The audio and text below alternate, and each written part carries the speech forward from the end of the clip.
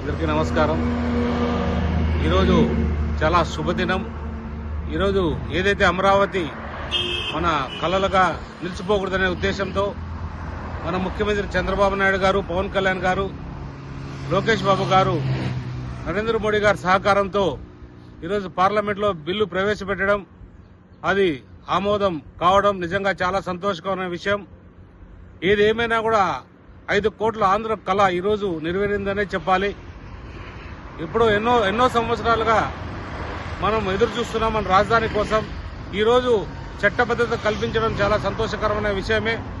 ఏదేమైనా కూడా ఈరోజు ఖచ్చితంగా వైసీపీకి సంబంధించిన నాయకులు, పార్లమెంట్ సభ్యులు ఈరోజు పార్లమెంట్ నుంచి వాకౌట్ చేసి వాళ్ళది ఏదో వాళ్ళ క్రూరమైన వాళ్ళ బుద్ధి ఈరోజు బయట చెప్పుకోవడం జరిగింది.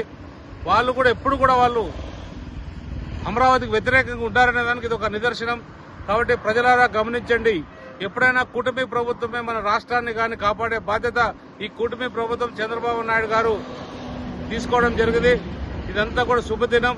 ఈ రోజే మనకి ఉగాది కావచ్చు, రంజాన్ కావచ్చు, సంక్రాంతి పండుగ లాంటి ఈ రోజు ఖచ్చితంగా జరుపుకోవాల్సిన రోజులుగా నేను భావిస్తూ నిజంగా ఆంధ్రప్రదేశ్ ప్రజలందరూ కూడా ధన్యవాదాలు. అలాగే నరేంద్ర మోడీకి ప్రత్యేకమైన ధన్యవాదాలు, చంద్రబాబు నాయుడు కూడా ప్రత్యేకమైన ధన్యవాదాలు తెలియజేస్తున్నా.